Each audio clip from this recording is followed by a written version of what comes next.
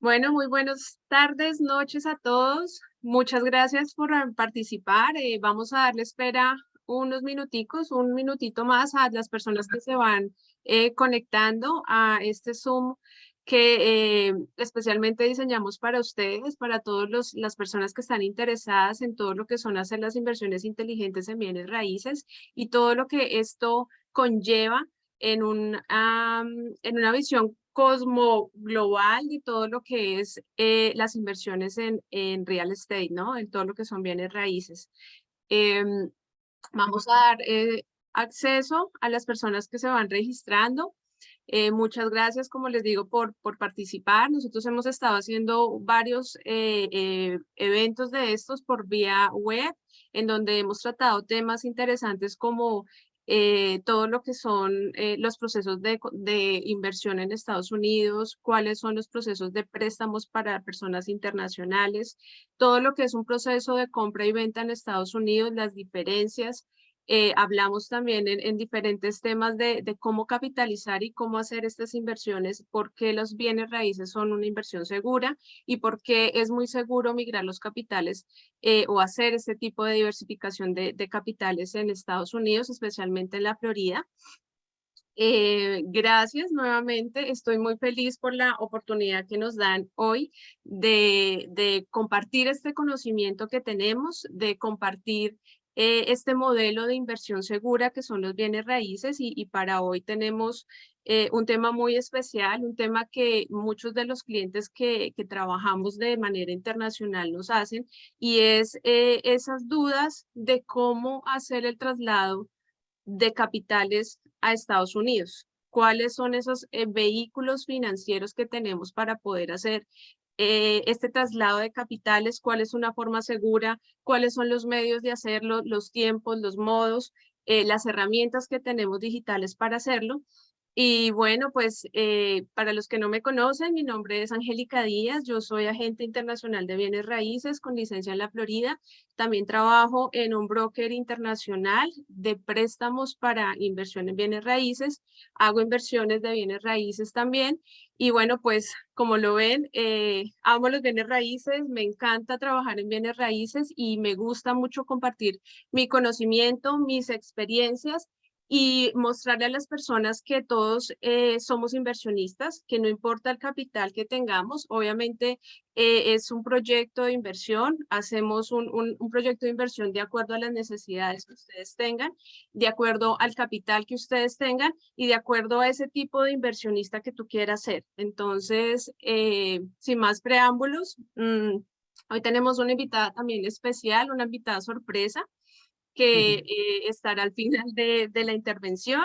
Y bueno, pues sin más preámbulos, les voy a presentar a una persona que empezamos a hablar y también vive y es apasionado de los bienes raíces, pero además maneja unos temas supremamente interesantes que no todos los agentes manejamos. Y por eso fue que me dio tanta curiosidad y empezamos a hablar en varias oportunidades respecto de todo este manejo de las transacciones internacionales y cómo se pueden hacer. Entonces, les presento, es Alexander Herrera. Alexander, bienvenido. ¿Me escuchas? ¿O no estás hablando? ¿Escuchas? Ya, ahora sí. Ya. A veces uno trata de aislar el sonido con los micrófonos, pero bueno, es mejor a veces dejarlo así. Entonces, no, muchas gracias, Angélica, por la invitación. A todos en la sala, muchísimas gracias. De verdad, para mí es un honor estar aquí presente.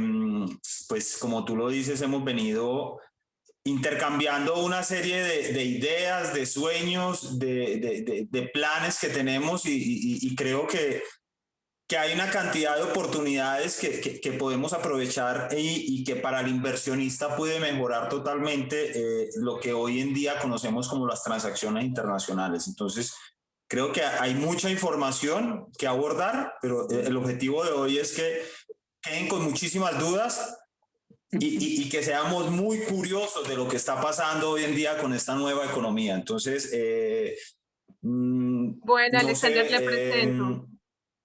Te presento, mira, ok. Alexander administrador colombiano, es profesional en ciencias navales y militares, también hace coaching de todo lo que es ventas. Es corredor también como yo, es corredor inmobiliario con una experiencia de más de 15 años, es cofundador de La Milla en la ciudad de Medellín.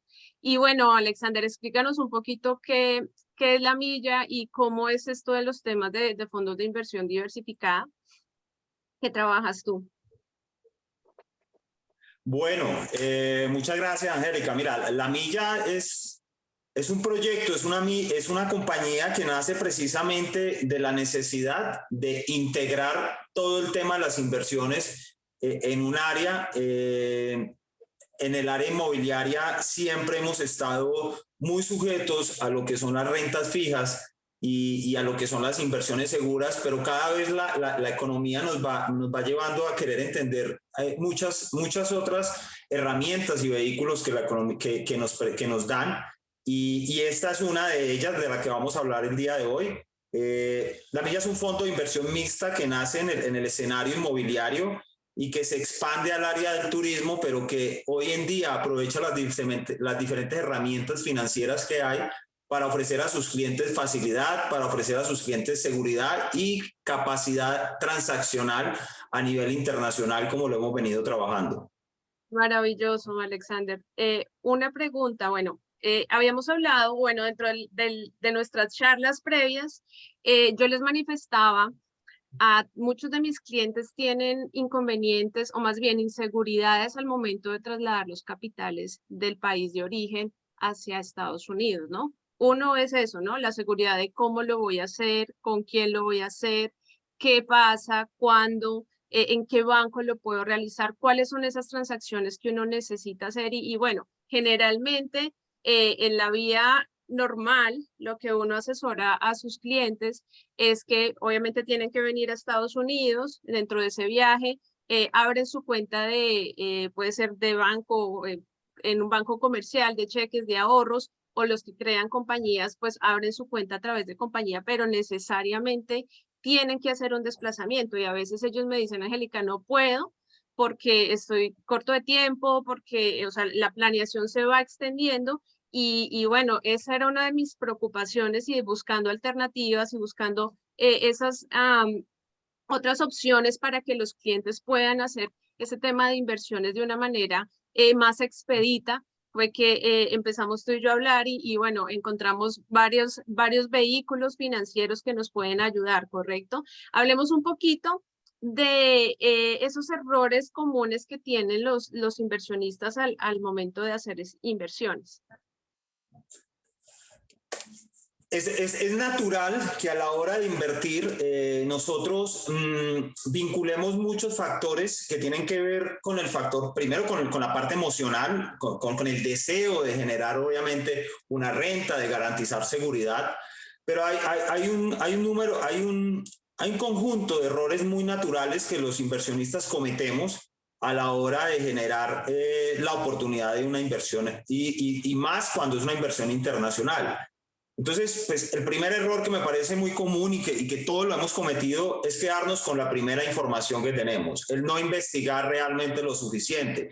Todas las inversiones son como un traje a la medida. Yo lo comparo como un traje a la medida porque no todas las condiciones ni circunstancias son exactamente iguales. O sea, el inversionista, la inversión, el vehículo de inversión y el objetivo de la inversión no siempre es igual, no es un copy-paste que tú puedas hacer un cálculo matemático o una fórmula que siempre se va a repetir porque tiene muchas variables. Entonces, a veces no investigar lo suficiente, a veces no profundizar más en lo que genera, en cuál es mi plan de negocio o mi plan de inversión, es un error que me puede llevar a un sobrecosto, me puede llevar a una inversión que no sea segura o me puede llevar a una inversión donde la rentabilidad esperada o el rendimiento esperado no es el adecuado o no era el que yo o no se va a cumplir la expectativa de lo que yo tenía.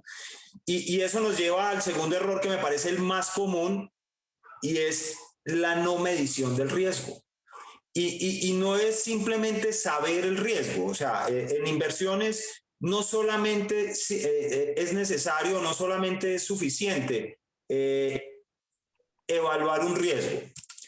es ir más allá. Cada riesgo tiene implícito una cantidad de variables. Cada riesgo debe ser medido y muchas veces comparamos el riesgo con nuestras necesidades emocionales y en inversiones, quien ha leído algo sobre emociones sabe perfectamente que uno de los principales errores que cometemos es vincular las emociones a un proceso de inversión.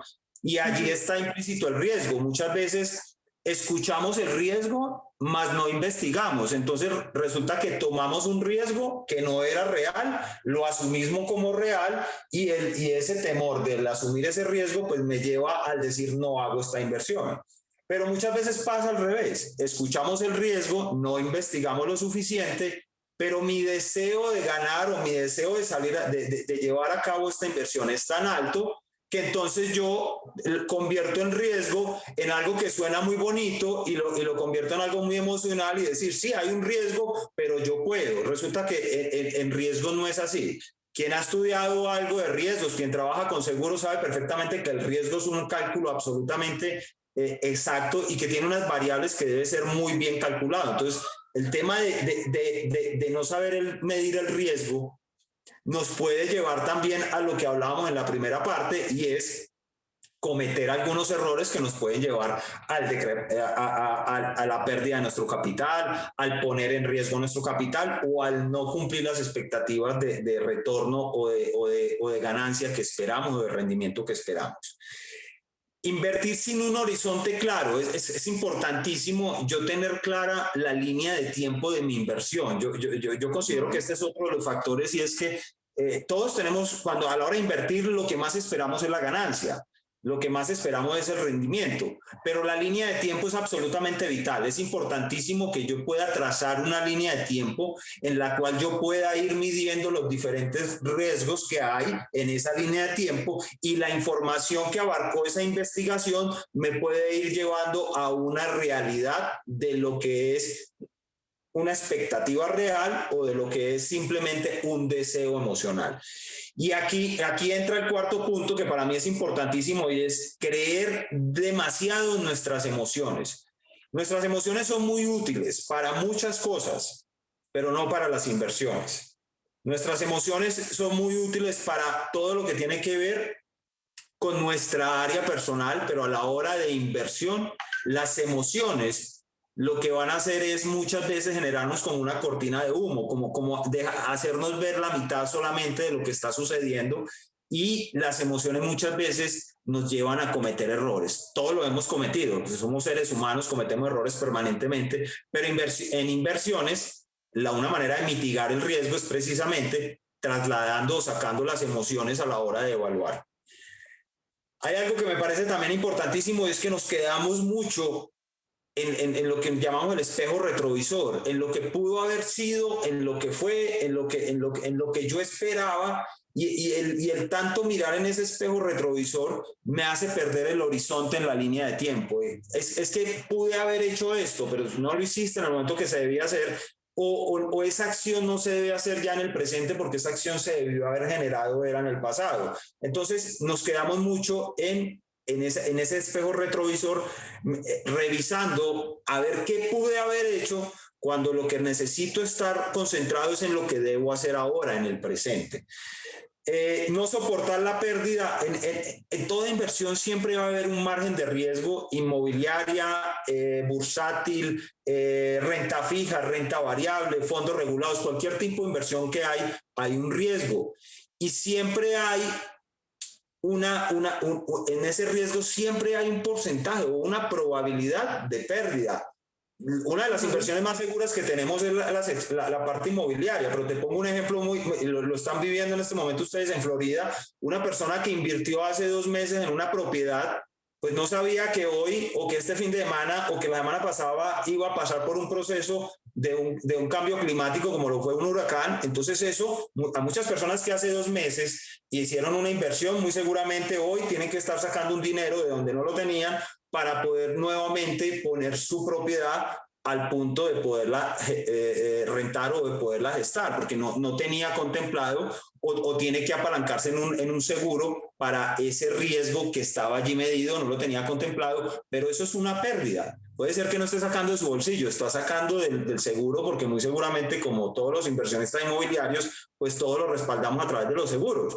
Claro, Pero claro. finalmente el reclamar un seguro ya entra a ser parte en un estado financiero, entra a ser una pérdida, que es mínima, sí, que no sale de tu bolsillo, sí, pero ese tipo de evaluaciones tenemos que tener una capacidad para soportarlos. Otro punto que yo veo mucho, y es que confundimos el valor y el costo. Son dos variables que financieramente son totalmente diferentes, que no es lo mismo el valor de algo al costo de algo. Y Correcto. muchas veces unimos esos dos factores de tal manera que un valor lo generamos como un costo, o un costo lo llevamos al lado del valor. Es como cuando hablamos en estados financieros, cuando hablamos de ingresos o de costos, pues muchas veces, por ejemplo, asumimos costos variables como costos fijos. Lo mismo pasa en este tipo de variables, y es que el valor y el costo son dos variables totalmente diferentes y deben ser evaluadas dentro de ese margen de riesgo. El exceso de confianza muchas veces nos mata también, es algo que de cierta manera nos hace a nosotros perder el norte de lo que debemos hacer técnicamente. Una característica de un buen inversionista bursátil es que nunca está excedido en confianza en que ya sabía lo que iba a hacer. Lo mismo pasa en el sector inmobiliario. Hace 3 meses pudiste haber tenido un gran éxito en una inversión inmobiliaria, pero tu exceso de confianza no te puede llevar a que hoy vas a repetir la misma acción y vas a generar exactamente el mismo rendimiento, y vas a sacar del checklist de lo que tenías que hacer a la hora de generar tu plan de inversión inmobiliaria, porque es que como ya tengo el exceso de confianza, como ya confío en lo que hice, entonces no tengo que repetir el proceso técnico de evaluar mi riesgo, de evaluar mis costos, de evaluar el valor, de medir mi línea de tiempo, y me excedo en confianza y digo, no, ya lo hice, lo puedo repetir fácilmente. No diversificar. En el sector inmobiliario, así no lo veamos. Muchas veces diversificar hace la diferencia. El sector inmobiliario, si bien es muy seguro en el momento de invertir, también debemos tener contempladas los nuevos escenarios de inversiones inmobiliarias. Entonces, la diversificación debe ser también una posibilidad a la hora de generar un plan de inversión inmobiliaria. Y otro tema es no calcular dentro de mi plan financiero o mi plan de inversión inmobiliaria los impuestos antes de dejarme llevar porque una propiedad está muy barata. Muchas veces me puede generar a mí una falsa expectativa del rendimiento o de lo que necesito, y muchas veces me puede llevar a mí a irme rápidamente a hacer una compra o a hacer una adquisición inmobiliaria, y resulta que no evalué otros variables, y en este caso, por ejemplo, el tema de costos me parece importantísimo, el tema de impuestos, porque muchas veces no tenemos en cuenta eso. Muchas veces los impuestos se convierten ya en una consecuencia que debió haber sido analizada en el plan de inversión inmobiliario. Entonces, tener todos estos conjuntos de errores me puede llevar a mí a minimizar mis riesgos a la hora de una inversión. Los errores están para aprender, más el objetivo de esto es precisamente que si tenemos claros los errores más comunes que podemos cometer, pues podemos tener un plan de acción para esto, y me parece importantísimo entender esto. Ok, Alex, y cuéntanos, o sea, esos errores de verdad son demasiado importantes, y es lo que yo les resalto mucho a los clientes que quieren hacer inversiones en inmobiliaria o en bienes raíces, porque si bien los bienes raíces yo considero que son la inversión más segura que hay y la más fija que hay, y no en rentabilidad, digamos que no es la más grande, pero sí es la más segura.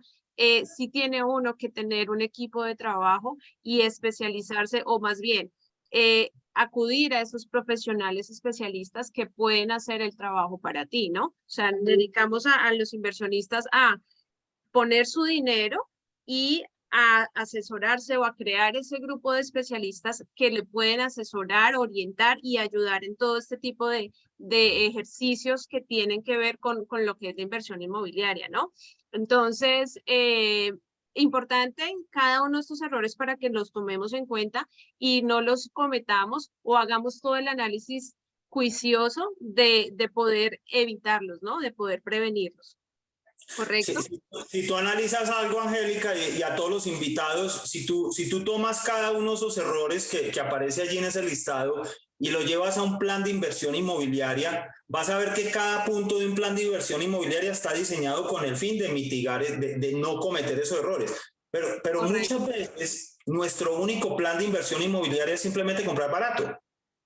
Y resulta que eso no hace parte de un plan de inversión inmobiliaria. El comprar económico, el metro o el pie es una de las variables que hay que evaluar, pero no es la única variable. Entonces, por eso dejarnos llevar simplemente porque es que una propiedad está muy barata, puede llevarnos a cometer un error de esto. Entonces, es para mí una recomendación que le hago a cualquier inversionista inmobiliario: antes de hacer una inversión inmobiliaria, haga un plan de inversión inmobiliaria, Correcto. asesórese con un profesional como tú, asesórese con una persona que le va a mostrar todas las variables, y este plan de inversión inmobiliario, apéguese a él, revíselo.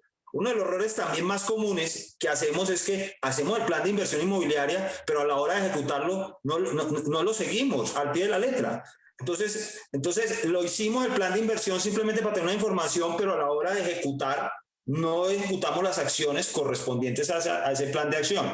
Y nos pasa en muchos negocios, no solo en el negocio inmobiliario, nos pasa en muchos negocios que muchas veces planeamos algo, pero a la hora de ejecutar, ejecutamos las cosas de otra manera, o las hacemos de otra manera, o como he escuchado mucho, nos gustan mucho los atajos. Entonces, somos amantes a buscar atajos a todo, y eso sí que nos encanta. Entonces, somos apasionados por la búsqueda de un atajo, y esos atajos muchas veces Nos salen caros. nos salen bastante costosos. Entonces, Bueno, Alex, y cuéntame. cuéntame un poco, hablemos de algo que las personas están supremamente emocionadas e interesadas de conocer, que son esos nuevos vehículos transaccionales y esa nueva banca digital que uno puede trabajar y que no necesita de la presencia del inversionista, por ejemplo, en Estados Unidos, para que puedan trasladar el dinero, para que puedan trasladar los capitales hacia Estados Unidos. Hemos venido observando. Entonces, primero vamos a hablar qué es un vehículo transaccional. ¿Qué es un vehículo transaccional? Su nombre lo indica muy claro.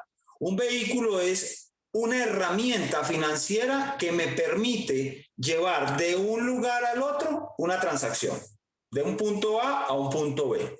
Pero hay que evaluar las características de los diferentes vehículos. Es como te decía antes, cuando uno hace un plan de inversión inmobiliaria, es como hacer un traje a la medida. No a todo el mundo le sirve el traje, y no sirve el traje para lo mismo a todo el mundo. Lo mismo pasa con los vehículos transaccionales.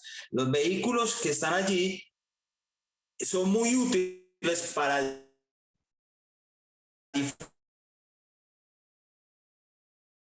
diferentes tipos de transacciones. Pero las características principales que uno debe evaluar a la hora de evaluar un vehículo transaccional, primero es el rendimiento esperado. ¿Qué es lo que yo estoy esperando en el proceso de rendimiento? En el caso del traslado de capitales, esto va asociado al costo financiero. Esto va asociado a cuánto me vale trasladar mi dinero. Si estamos en un ejemplo, si yo estoy aquí en Colombia y te voy a comprar una propiedad en los Estados Unidos, ¿cuánto me vale a mí trasladar ese dinero? Y entonces ahí entra un rendimiento esperado, porque precisamente cuando minimizo costos, genero un rendimiento. El segundo es evaluar riesgos, y el riesgo está muy asociado. Las nuevas economías generan unas falsas expectativas, o unas expectativas muy positivas, o unas excesivas expectativas en cuanto a la capacidad de los diferentes vehículos transaccionales.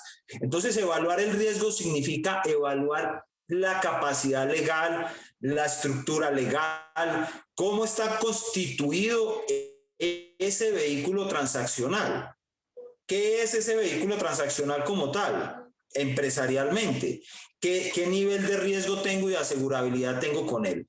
La liquidez de ese vehículo es importantísimo. Un vehículo transaccional que no tiene liquidez es un vehículo transaccional que puede poner en riesgo mi capital o que puede poner en riesgo el traslado de ese capital. Porque es como un banco. Entonces, cuando uno de los vehículos transaccionales más utilizados es el banco. Cuando yo consigno un dinero aquí en Colombia y lo retiro en los Estados Unidos, yo estoy consignando mi dinero en Colombia, pero estoy retirando en los Estados Unidos el dinero del banco que ha recaudado allí, y ese dinero sale de la liquidez de ese banco. Lo mismo pasa con cualquier vehículo. Tengo que evaluar la liquidez de esto. El costo es importantísimo. Yo tengo que siempre tener claro cuáles van a ser mis costos antes de. Por eso una transacción o una inversión como esta se debe hacer con planeación, con tiempo. No se puede hacer bajo la inmediatez, no se puede esperar. Si bien hay vehículos transaccionales que disminuyen los tiempos normales a los que estamos acostumbrados de los traslados internacionales, hay que evaluarlo antes de y contemplarlo y saberlo antes de. El precio es importantísimo, el valor y lo que estábamos hablando, la estructura de ese vehículo. Un ejemplo muy claro es lo que está pasando hoy en día con las diferentes bancas. Entonces, hoy en día hablamos de una banca digital. Entonces decimos la banca digital. Entonces creemos que la banca digital simplemente es la plataforma que estamos utilizando en nuestro celular o en nuestro móvil para poder llevar dinero de un lado a otro. Un vehículo transaccional es un Nequi en Colombia. Entonces yo llevo dinero de un lado a otro. Eso es un vehículo. Pero un vehículo transaccional como Nequi es útil a la hora de hacer una transacción inmobiliaria. Entonces ahí es donde yo entro a evaluar cuáles son los vehículos transaccionales que me permiten o que me generan las variables que yo necesito para esa transacción. Entonces, hoy en día vemos una banca tradicional y una banca digital. Muchas de las bancas tradicionales, bancos como Scotiabank, bancos como el Citibank, bancos como Santander, BBVA, han entrado en el modelo transaccional de los bancos de la banca digital porque ven la necesidad de poderse unir a esto. Pero hay unos nuevos protagonistas en el escenario que han permitido agilizar esto. Entonces, si nosotros podemos evaluar, ahorita hay uno que a mí yo lo recomiendo muchísimo, me parece muy chévere, y es las cuentas MAM. ¿Qué es una cuenta MAM? ¿Para qué se utiliza? Muchos bancos la utilizan solamente para inversiones bursátiles o generación de renta variable o renta fija a través de inversiones en bolsa de valores. Pero si uno lee técnicamente la utilización de una cuenta MAM, es precisamente para poder llevar o para poder hacer una gestión de inversión diversificada en cualquiera de los panoramas donde hay posibilidades de inversión.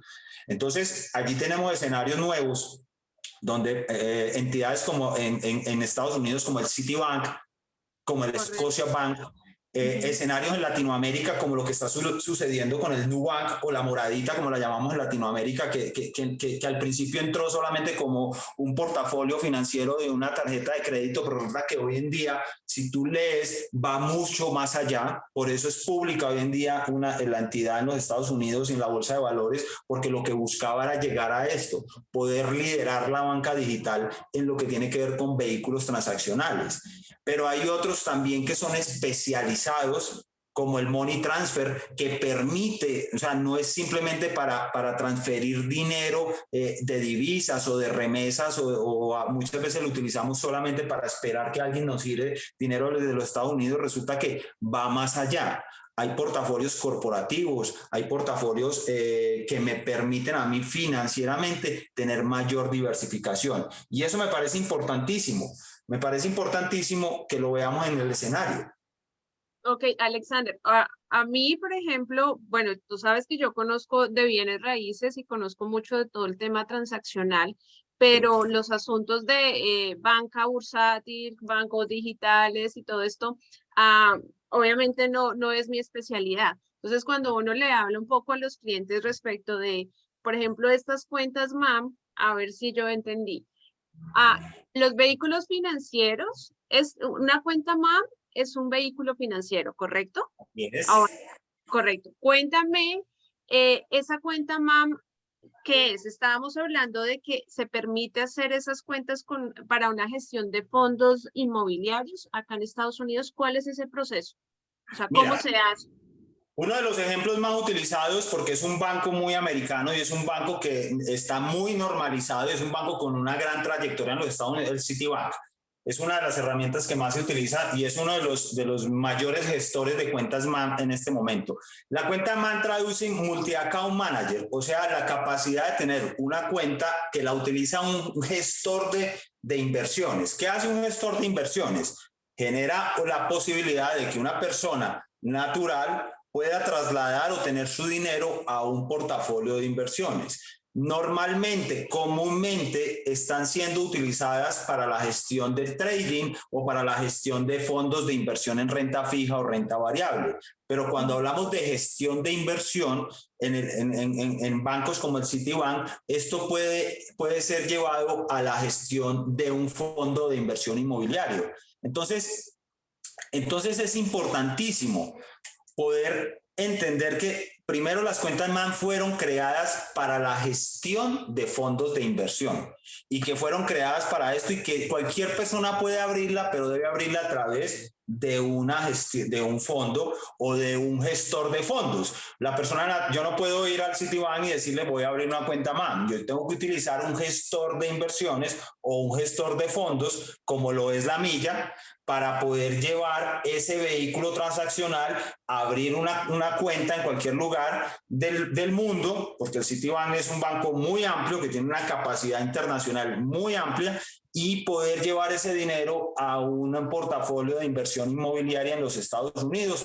Llámese cuenta la compra de una vivienda o de una propiedad o la cuenta de enganche o ese 30% que nos exigen muchas veces los bancos para poder nosotros acceder a un crédito hipotecario o ese 20% de acuerdo a donde esté. Entonces, la cuenta MAM es para mí es uno de los vehículos transaccionales que puede ser mejor utilizado tiene unas características muy interesantes. La primera, disminuye casi en un 3 o en un 4% el costo natural de una transacción. Cuando Alexander Herrera tiene un dinero aquí en Colombia, lo consigna en una cuenta en Bancolombia y va y lo retira en los Estados Unidos, ese código SWIFT me genera un costo que está arriba del 4, el 5, el 6%. Alguien me corregirá en esto. Pero cuando yo utilizo una cuenta MAM, lo que hago es disminuir ese costo financiero transaccional, porque la cuenta automáticamente se dolariza y eso hace que yo no esté haciendo un traslado de divisas tan amplio. Pasa esto mucho cuando yo pretendo mover el dinero de un lugar a otro haciendo solamente giros bancarios. También es muy utilizada y es muy útil.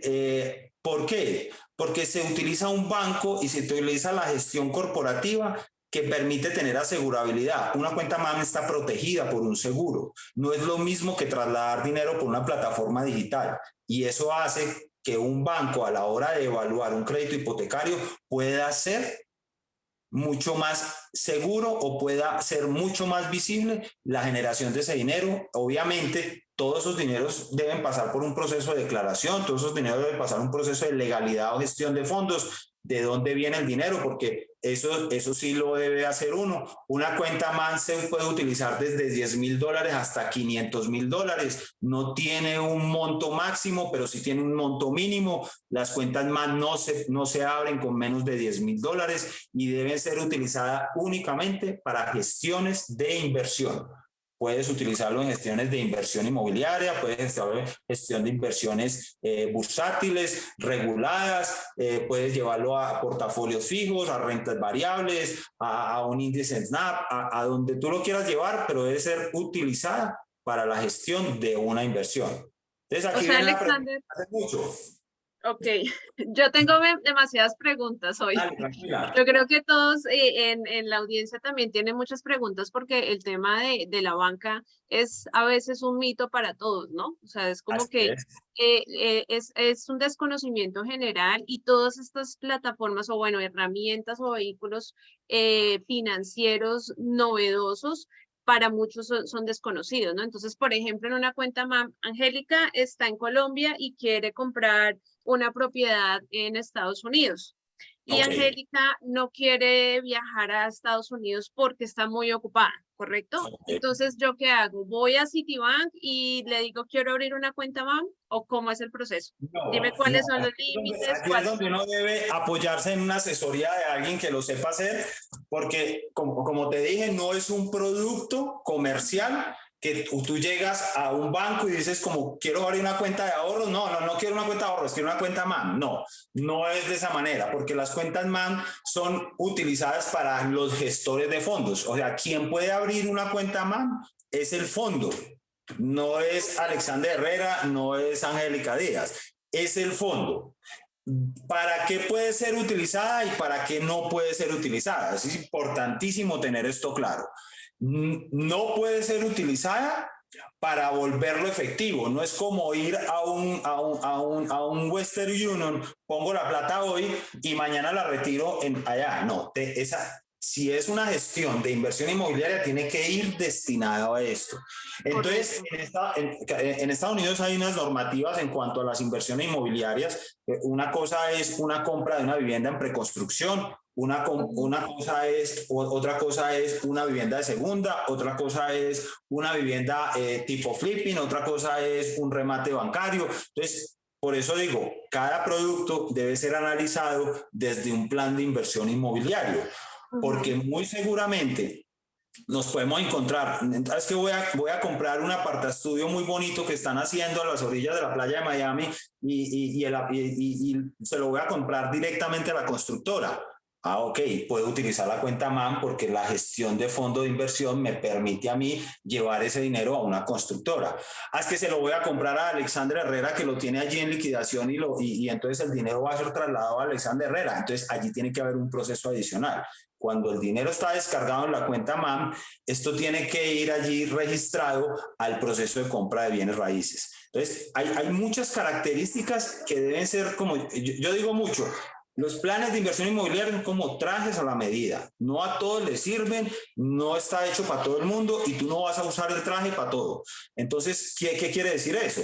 Que debes tener el proceso desde la planeación de inversión inmobiliaria con un asesor, un realtor como tú, que haga un ejercicio de acompañar al cliente a llevar a una gestión de fondos para que esto se haga. Por eso no se puede hacer a las carreras, por eso no puede haber, tiene que haber una línea de tiempo. Si hay unos tiempos, normalmente estamos acostumbrados a que una transacción internacional demora de 1 a 7 días hábiles, ¿no? Más o menos estamos acostumbrados a esto. Resulta que en una cuenta MAN tu dinero está visible. Hay unas características muy interesantes. Primero, está visible mínimo en 3 días. Ya tienes el dinero visible en el mismo banco. Segundo, el dinero nunca deja de ser tuyo. O sea, la cuenta MAN la abro yo como fondo, pero yo no la abro a nombre de Alexander Herrera ni la abro a nombre de La Milla. Yo la cuenta la abro a nombre de Angélica Díaz, que es la inversora. Entonces, eso es una característica también que tiene que ser o está protegiendo el dinero de ese inversionista. Estaba leyendo una pregunta que estaban haciendo allí. Entonces, tiene que ser una persona que haga parte de la gestión del fondo y que ya tenga, digamos, la experiencia en la generación y la apertura de una cuenta MAN. Entonces, no puede ser simplemente utilizadas, tampoco puede ser utilizada para consumos. No, es que yo voy a ir al cajero a retirar dinero. De hecho, no te entrega ningún tipo de plásticos. Lo que tienes es, haz de cuenta como cuando compras un bono al portador, lo que tienes es un certificado del banco que te genera una certificación bancaria de que hay un dinero a nombre tuyo depositado en una cuenta MAN y ese es el documento que debe ir a una constructora o a un banco a la hora de yo pedir un crédito hipotecario o a la hora de yo generar un primer pago o el pago inicial o el pago de enganche que llamamos. Un ejemplo que yo pongo mucho de un caso de éxito que más adelante lo registraremos, que sucedió a principio de este año. Un cliente mío acá en la ciudad de Medellín estaba comprando una propiedad en Medellín. La propiedad la quería comprar en los Estados Unidos. La propiedad no era una preconstrucción, no era una propiedad de muy alto valor. Era una propiedad para remodelación, lo que llaman ustedes los americanos un flipping. Entonces, esta propiedad, él tenía una parte del dinero aquí en los Estados Unidos, aquí en Colombia, que sumaba una parte del dinero de lo que llamamos el dinero de enganche o la cuota inicial.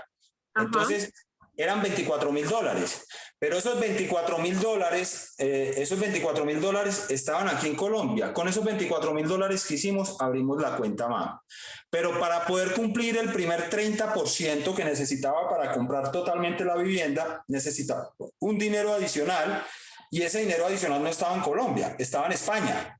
Entonces ese dinero se consignó desde España a la misma cuenta MAM que ya había sido aperturada desde Colombia, y ese dinero, a través de una certificación bancaria, fue llevado a un banco, quien le prestó el porcentaje que quedaba pendiente o que faltaba para la adquisición de la propiedad. Entonces, ¿qué hizo este proceso? Lo que hizo allí fue, primero, interactuar, generar una integralidad en el proceso financiero. O sea, el dinero que se consignó en España se juntó con el dinero con el que se aperturó aquí la cuenta en Colombia. Segundo, la certificación bancaria del Citibank permitió que el banco verificara el estado de los fondos y que si había fondos, y eso le otorgó al cliente un crédito hipotecario. Correcto. Y eso permitió que a la hora de comprar la vivienda, pues hubiera un trámite totalmente ágil, porque el dinero ya estaba en los Estados Unidos. Al estar en el Citibank, el dinero ya estaba.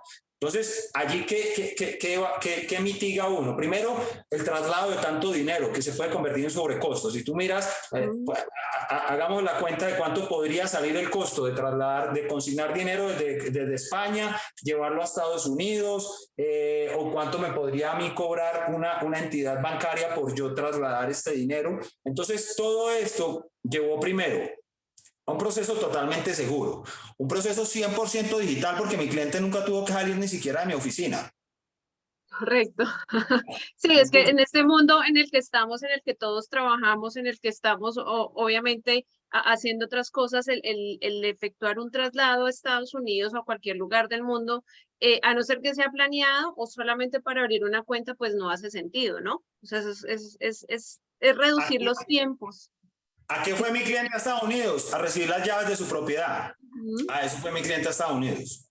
Sí, A recibir las llaves de su propiedad, recibió las llaves de su propiedad. Como era un flipping, tenía que hacer una remodelación. El mismo banco le prestó un dinero para hacer su remodelación, hizo sus contratos que tenía que hacer allí, se apoyó en un agente inmobiliario que estaba allí especializado, y su propiedad, en un proceso que no duró más de 1 mes y medio, 2 meses, quedó a nombre de él e inició el proceso de remodelación, lo cual quiere decir que la propiedad a los 3-4 meses ya estaba rentando.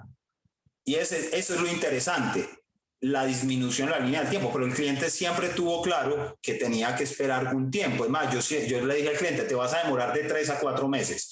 Cuando nos demoramos 2 meses y medio, 3 meses, el cliente obviamente estaba muy satisfecho. Yo le había dado una línea del tiempo en mis cálculos y le dije, nos vamos a demorar de 3-4 meses para hacer todo el proceso.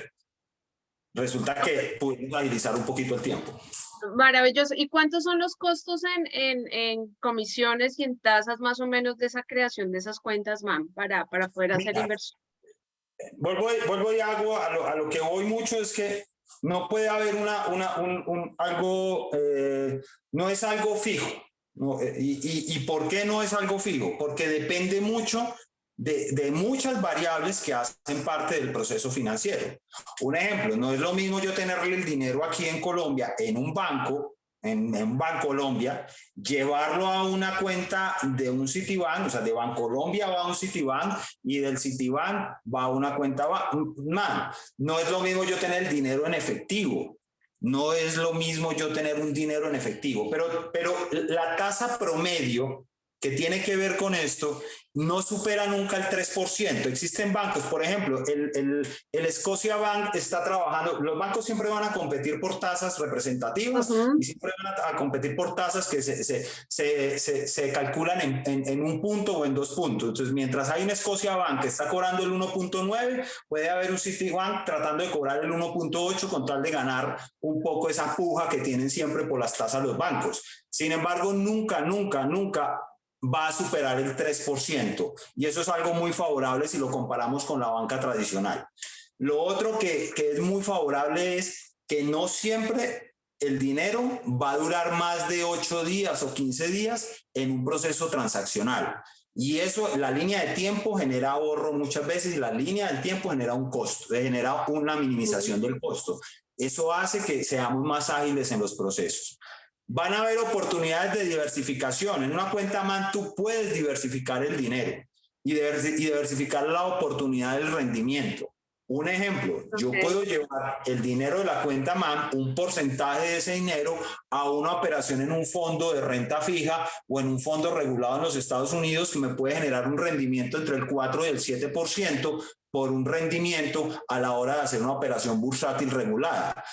También existe la posibilidad, que yo no soy muy amigo, pero hace parte del portafolio de los vehículos transaccionales, hacer operaciones no reguladas, que son las operaciones extrabursátiles en un mundo como el que hoy vemos, que son los criptoactivos, que son las operaciones en divisas o en Forex.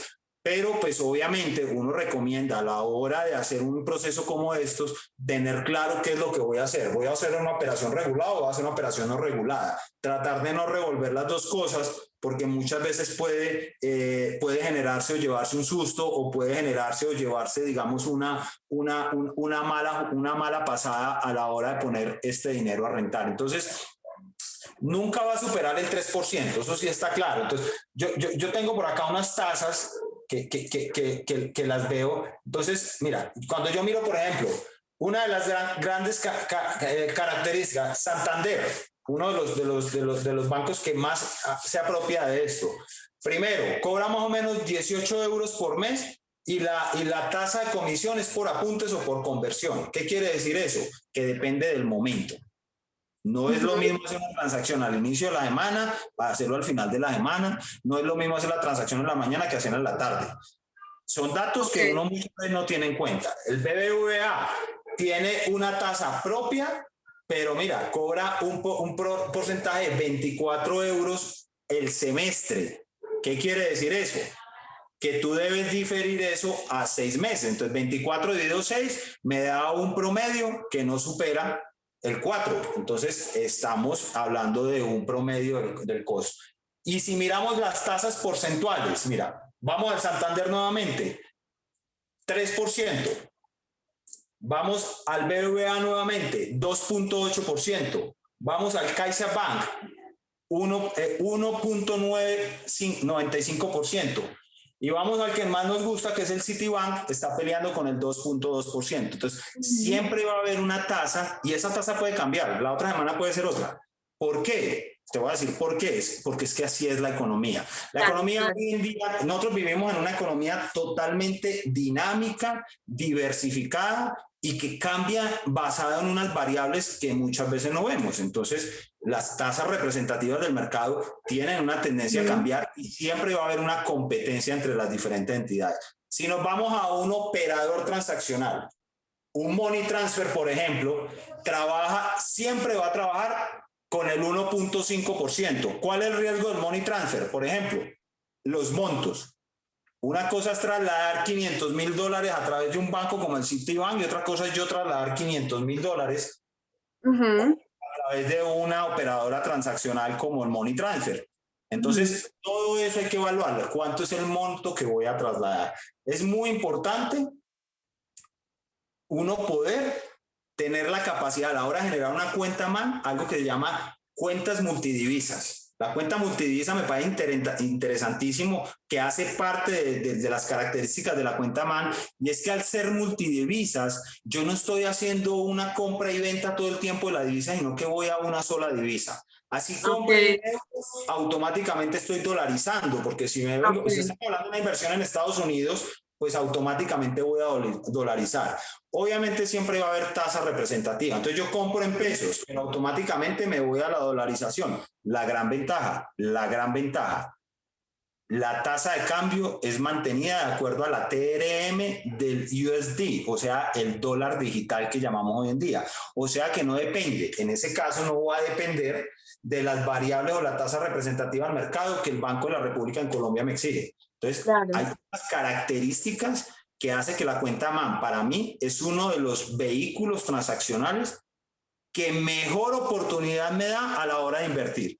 También la puedo convertir en un vehículo de inversión diversificado y también está siendo asegurada. Ok, Sí, Alexander, o sea, ¿se te ve la pasión por lo que haces? O sea, ¿te emocionas? sí. Y esto es absolutamente interesante, ¿no? Es todo un mundo para aprender un montón de conceptos, un montón de elementos que tiene uno que trabajar o por lo menos tratar de digerir, porque es para nosotros, por ejemplo, para mí es algo completamente novedoso, pero que sí que es cierto que lo necesitamos cuando vamos a hacer el tratado de capitales, ¿no? Esa diversificación que necesitamos nosotros hacer para proteger nuestros capitales de todo lo que está pasando en la economía hoy en día, ¿no? De la inflación, de las posibles recesiones. ¿Por qué? Porque uno tiene que, como hemos dicho, diversificar, poner nuestro dinero en diferentes canasticas para tener la posibilidad de tener una protección, ¿no? A nosotros y a nuestra familia. Antes de hacer las conclusiones, les indiqué que teníamos una invitada muy especial y esta invitada especial es algo que muchos de los clientes también nos han preguntado. Aquí yo sé que hay clientes que no son solo colombianos, pero a medida que vayamos conociendo profesionales expertos en las materias en cuanto a las tributaciones, que es un tema muy delicado que también habíamos hablado con Alexander. ¿Por qué? Porque cuando vamos, muchos clientes me preguntan y me dicen, Angélica, ok, yo voy a comprar en Estados Unidos, pero ¿qué pasa con los impuestos que yo tengo que pagar? Ok, acá en Estados Unidos, si bien uno tiene que hacer una declaración como en Colombia, no es necesario o indispensable, dependiendo del ejercicio contable, hacer los pagos. Que uno declare no implica que uno pague. Correcto, pero les da un poco de temor en el sentido de todo lo que son las dobles tributaciones o qué es lo que yo tengo que eh, declarar o no ante cada una de nuestras oficinas de impuestos, ¿no? Entonces, miren, les presento a todos y muchas gracias, Carolina, por la asistencia. Es una invitada muy, muy especial. Carolina es una contadora pública titulada de la Universidad Nacional. Ella es especializada en gerencia de impuestos. Ella tiene una amplia trayectoria profesional de más de 20 años de experiencia en temas tributarios, contables, financieros, administrativos, asesora tributaria independiente ahorita y pues a todo lo que hace es atender sobre todo requerimientos de devoluciones, compensaciones, declaraciones tributarias y todo lo relacionado con las entidades como la DIAN en Colombia. Entonces, Carolina, gracias por participar. De verdad que esto es un área que también todos nuestros clientes necesitan saber porque si bien nosotros somos responsables haciendo inversiones, también tenemos una responsabilidad tributaria con con nuestros países y es algo que nos preguntan muchísimo sobre ello, ¿no? O sea, cuéntanos, Carolina, bienvenida y cuéntanos en Colombia cómo es el tema de la doble tributación. Buenas noches. Sí, claro. Digamos que para este tipo de inversiones que ustedes van a manejar, que es la compra de unos bienes inmuebles en Estados Unidos, es una cosa que hace parte del patrimonio de cada persona. Entonces la persona lo que hace es sacar parte del patrimonio que tiene en Colombia, llevarlo a Estados Unidos y comprar allá sus bienes. Por ahora, ahí no se generaría ninguna tributación. Lo que le tiene que informar la persona a la DIAN es que tiene un bien en Estados Unidos a través de una declaración que se llama de activos en el exterior y por ahora no pasa nada.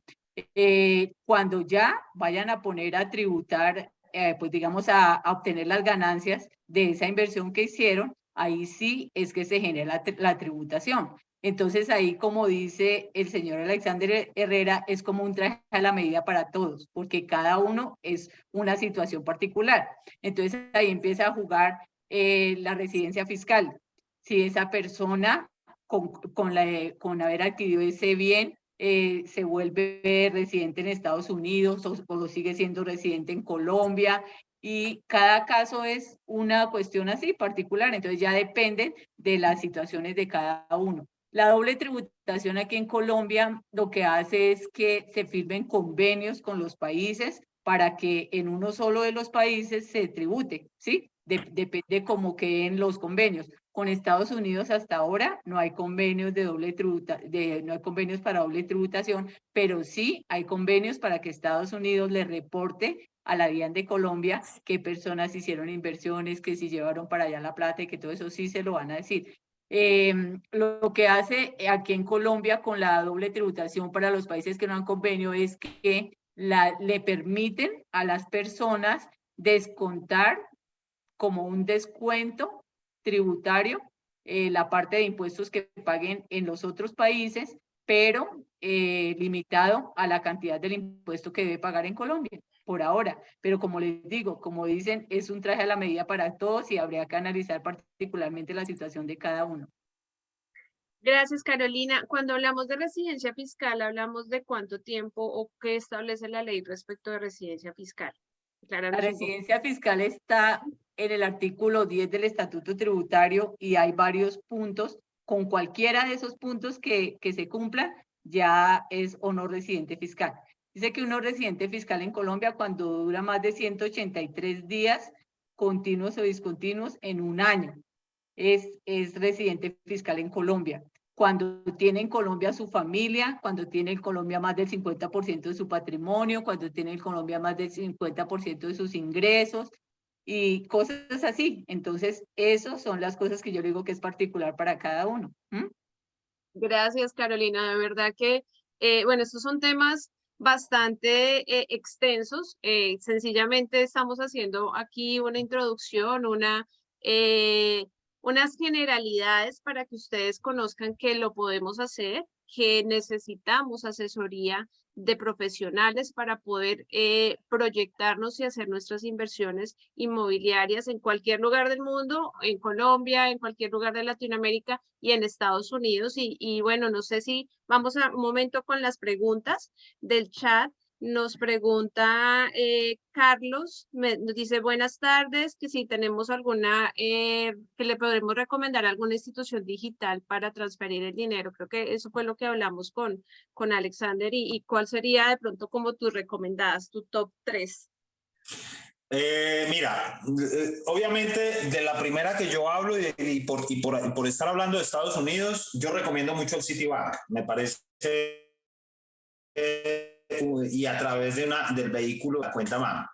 ¿Por qué? Pues obviamente por la legislación y por las características que tiene el Citibank. Sin embargo, hay otras que hoy en día se pueden utilizar de una manera muy efectiva. Money Transfer es una de ellas que puede ser utilizada dependiendo del monto y de la cantidad del dinero. Segundo,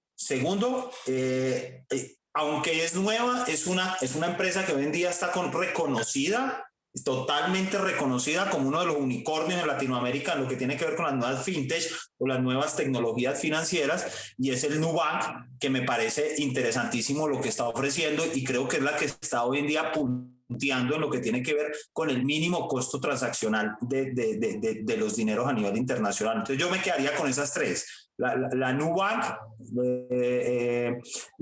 Carlos, la escribiste mal, es Nubank. Exacto.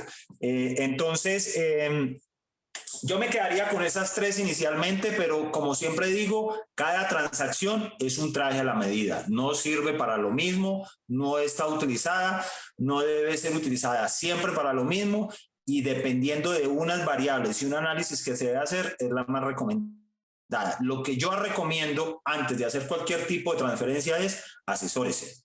Es mejor la asesoría de alguien que lo sepa hacer, de alguien que ya lo haya hecho o de un profesional de su confianza, que de esta manera usted no va a estar el día de mañana pasando un dolor. Es mejor contratar el profesional para la asesoría y no contratar al profesional para salirse de un problema. Muchas veces, tú que eres abogada sabes perfectamente que muchas veces buscamos el abogado cuando estamos metidos en el problema. ¿Por qué no buscamos el abogado antes de meternos en el problema? Entonces lo mismo pasa aquí. Entonces, buscamos el abogado cuando ya tengo el problema, ¿no? ¿Y por qué no busco el abogado antes de tomar la decisión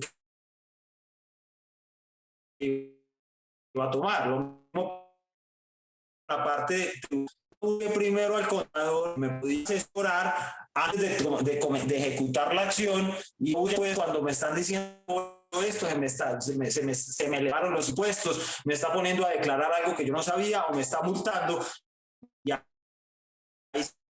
sí busco un contador especialista. En este caso hago exactamente asesores antes de, porque cada transacción, cada inversión tiene características que necesitan ser evaluadas. Por eso yo insisto mucho, todo inversionista tiene que tener un plan de inversión y el plan de inversión tiene que ser ejecutable. Entonces, eso no es simplemente hacer el plan de inversión. Es como cuando hacemos un plan de negocios, cuando estamos haciendo empresa, hago mi plan de negocios, pero que no lo ejecuto y luego me pregunto, ¿y por qué mi empresa se quebró? Pues porque no ejecuté el plan que tenía o porque no hice un plan correctamente ejecutado. Claro, Alexander.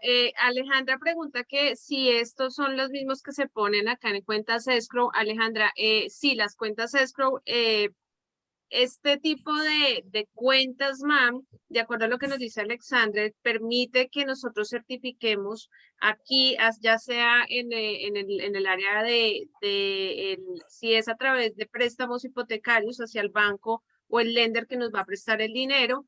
Y asimismo, si vamos a poner dinero en el escrow o en la casa de título, también nos va a hacer la transferencia, porque el objetivo, como lo indicaba Alexander, es la inversión inmobiliaria. Entonces, eso nos va a permitir trasladar el dinero.